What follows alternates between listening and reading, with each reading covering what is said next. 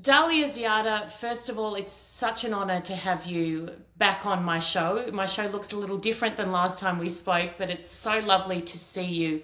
I know that you're having such a difficult time right now, so I want to start by just asking you, how are you? Thank you so much, Erin. I'm so happy to be with you. And as always, thank you for your support and for caring to amplify my voice at such terrible times. How I am, I don't know what to say. Actually, I'm in a state of shock. I can't understand what's happening, why in Egypt they just don't want to let me go, just to leave me alone. And they're still insisting, by all means, to suffocate me and silence my voice. Uh, to the extent that right now they want even to strip me of my Egyptian citizenship, which is, I don't know even how to describe it. I want to go through the list of crimes that you have committed, and you add any in if you need to. You condemned Hamas after the horrors of October 7. You supported the victims of that horrific terrorist attack, exactly the same as I did.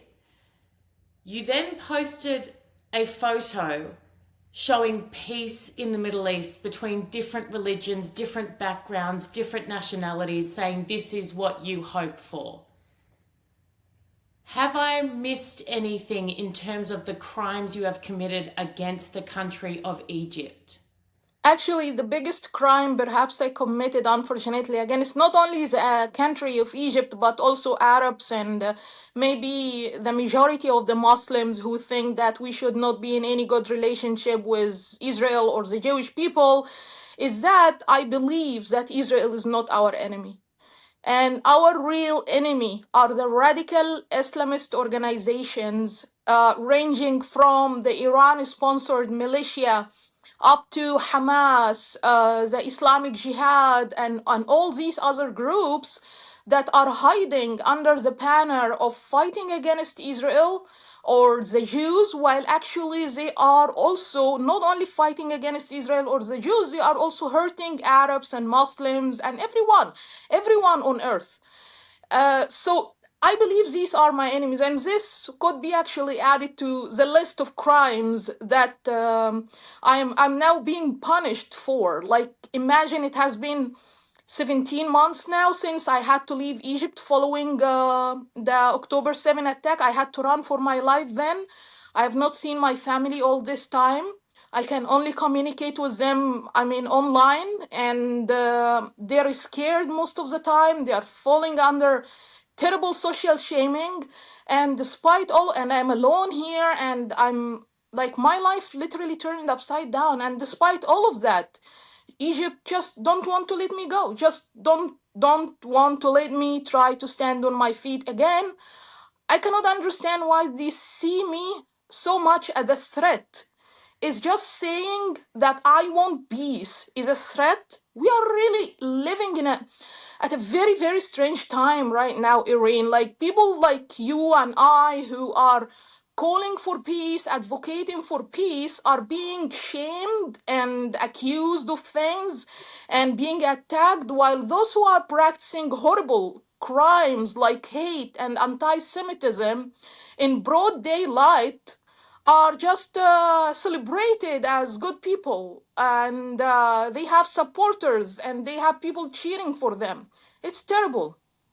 Dalia, I can tell you exactly why you are such a threat to the way of life of the people that we oppose believe in, which is this sick, sadistic, terrorist ideology, because you are a strong, articulate, proud Muslim woman who speaks against what is hurting. And you said this, your people more than anyone else in the world. Islamic extremism hurts Muslims more than anyone else in the world. There's not many people like you who are brave enough to speak up. Did you realize when you first came out and you condemned Hamas, because I didn't think it would be controversial to condemn the terrorists and stand with the victim. Did you have any understanding? You live in a very different society than the one that I live in. Did you understand what price you would pay for that, having to flee for your life, or did that even surprise you, the veracity of the blowback? To be honest, I was surprised because, as you said, Irene, it makes sense that in a situation like this, when Hamas attacks civilians in their homes, helpless civilians, and kill them, torture them, kidnaps some of them, it's normal, it's natural that you condemn the terrorist organization Hamas, not the victims. What happened, unfortunately, in my part of the world, the Arab world, was that people condemned Israel rather than condemning the terrorist organization Hamas, and they were celebrating what Hamas did. So I knew if I speak up against Hamas at that time, yes, it will come with consequences, but I didn't expect honestly the consequences will be that big. I thought, okay, maybe I'll be attacked a little bit on social media or so, but not to the extent that, radical Islamists go to my family house and threaten to kill me. It's not to the extent that the Egyptian government incite people, including members of parliament, to file legal claims against me, attack me in the media. Not to the extent that the state-supervised TV station and media in Egypt call me a Zionist spy and accuse and the Attorney General look at cases accusing me of spying for the Israeli Mossad or threatening Egypt's national security. It's so ironic that someone like me will be a threat to Egypt's national security while all the terrorist supporters and sympathizers in Egypt are not seen as a threat to national security. But despite everything, I don't regret doing that at all. I know you too is going through a lot. I know, although ironically you live in a more liberal, open country, it should be, but still, people also are coming after you just because you said the truth. And this is crazy because it should be the opposite. It should be everyone taking our side, not against us. So yes, it was expected, but at the end of the day, I think we had to speak up. There was no other option. When you see women kidnapped, when you see children tortured and cut into pieces, when you see houses burned, and so you have to speak up, regardless of who these people are, Jewish, Muslim, Christian, whatever. But these are human beings who were assaulted in a very horrible manner, and we had to speak up. I do, and you are so incredible. You give me chills when you speak, you really do. I lived in Indonesia for many, many years growing up, home to the world's largest Islamic population. I speak the language fluently. There are devout Muslim women who are like mothers to me, like family. I went back to visit them a few months ago. People say my voice is powerful because I'm not Jewish and I'm not from Israel. I say back to them, my voice might be a little bit more powerful, but Muslim voices are the voices we need in this space. And so many privately will say to me, they hate extremism, that their heart breaks for the terror that they cause, but they're afraid to come out publicly. You pushed past that. When did you know that your life was in danger? How quickly did you have to get out of Egypt? Actually, before I get to that, but to your point, yes, there are many people who agree with our point of view, who agree that what's happening is wrong, and they are on our side, but they are not ready yet to pay the price for speaking up, which is, well, we know by experience now that it is a very, very high price. So for me, I knew, actually, it only took 3 days after this backlash started. I appeared in an Arab speaking media, and I condemned Hamas, and I said Israel has the right to defend itself. And so it immediately stirred a terrible backlash against me. Started first by death threats coming to my phone, the usual thing on social media, like, insults and so. And then it quickly escalated when the Egyptian state-sponsored media picked up on the issue and started to speak about it and put my image even on the screen and calling me a Zionist spy, and having members of parliament from Egypt like making phone calls to these media outlets to attack me for days. They kept doing that for about 2 or 3 days, or even longer, actually, about 4 days or so. And then it went very bad when this radical Islamist group decided to take action, not only just to threaten by messages or so. They decided to go to my family house and like look for me. They literally like were asking for me to punish me for not being a good Muslim because I condemned Hamas. So I immediately, thank God I was not there that night, and my mother met with them. She called me, and I was in my apartment in another neighborhood. I immediately contacted the security authorities thinking that, okay, they will definitely protect me. And I spoke to a senior officer that who could really protect me. But unfortunately, he was very cold, and he said to me, like, we have nothing to do with you anymore. You go face your fate. And I told him, why? Aren't you always also against Hamas? Because Egypt is already, against Hamas. Hamas infiltrated into Sinai, killed our soldiers, our people. So he said, this is not the question. The question is that you said that you support Israel. So for him, my crime was that I said I support Israel's right to defend itself. For the Islamists, my crime was that I condemned Hamas. At that moment, I knew it's not going to end up well. And the next morning, just overnight, it was literally, Erin, the scariest night of my life. I can tell you, I had to turn off the lights in my apartment so nobody knows that I am inside. And I stayed in the dark all night, so scared.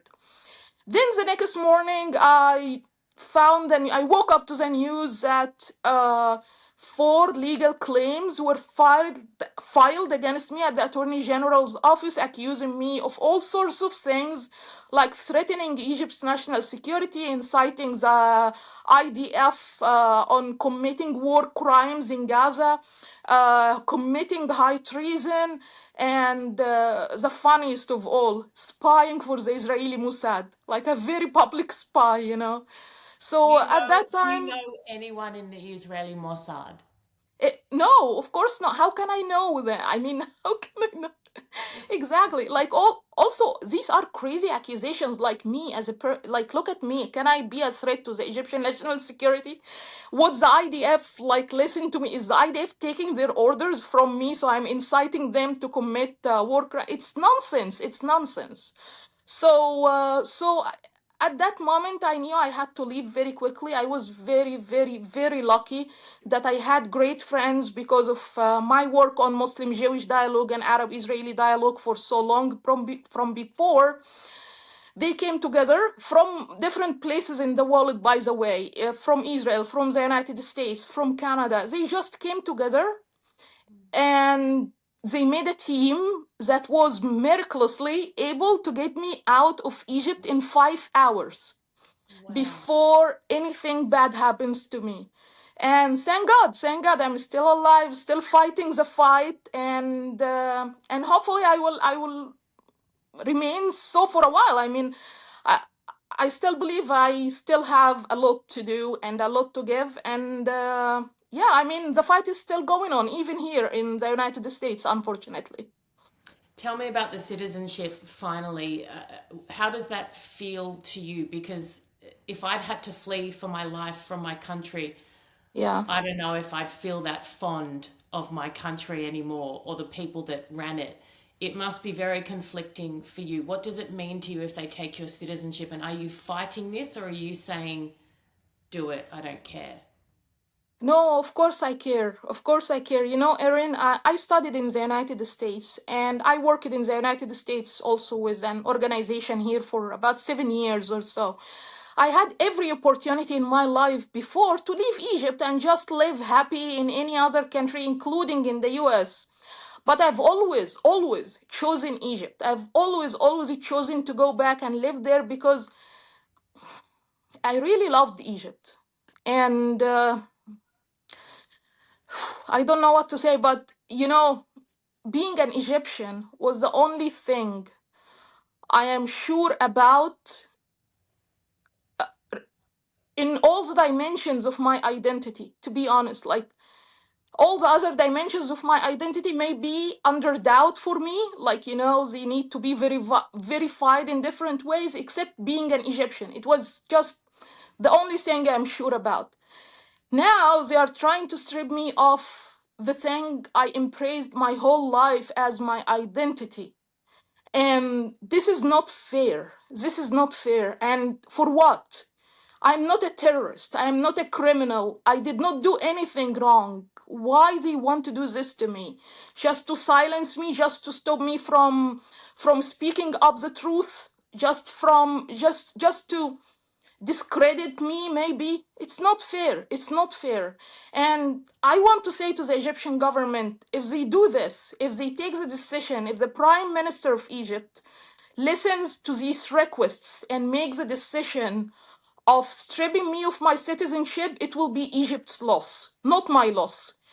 And honestly, I will keep fighting anywhere I am. I will keep saying what I'm saying. And I want them to know they don't have the power to take my Egyptian identity from me. I am as Egyptian as the Nile and as the pyramid. And let them say whatever they say, sign whatever papers they want to sign. Let them give themselves the illusion that they have this control over me, but they will never be able to take me from me. That is incredible. Tell me, in 10 years' time, could you be the leader of Egypt? Could you be the prime minister of Egypt? You have so much to offer and give. You could give your people back their freedom, you would just be incredible. Is that something you one day aspire to?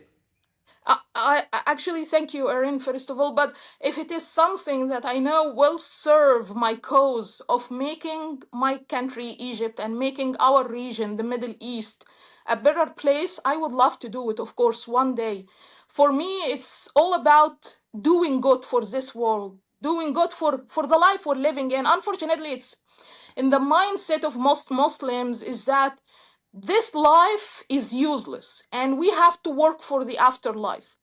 But in my opinion, although I am a Muslim, it's wrong. It's wrong. It shouldn't be this way. If you are not living a happy life here, if you're not making this life a good life to everyone around you, you will never have a good afterlife. Because it's our, I mean, God has made us. God does not differentiate between us in the ways that we discriminate against each other, unfortunately, based on religion, based on color, based on background, based on nationality or whatever. At the end of the day, we are human beings. We all deserve to live peaceful, happy life. And if I can participate in any way during my lifetime to stop a war, save a life, help people live in peace, I will do it no matter how much it's going to cost me. Dalia, you are a hero, and I'm so honored Thank to know you. you, and I'm so proud to help amplify your voice because it matters almost more than any other voice right now in the world, in my opinion. So thank you. You are so Thank brave. you. You are so incredible. I'm so sorry for what you're going through, but I believe deeply in you and your ability to survive this and then go on to the most incredible things afterwards. So thank you for your fight and your courage and for being who you are. Thank you so much, Erin, and thank you for everything. And thank you also for all what you're doing to make our world a better place. Thank you, beautiful. Appreciate it.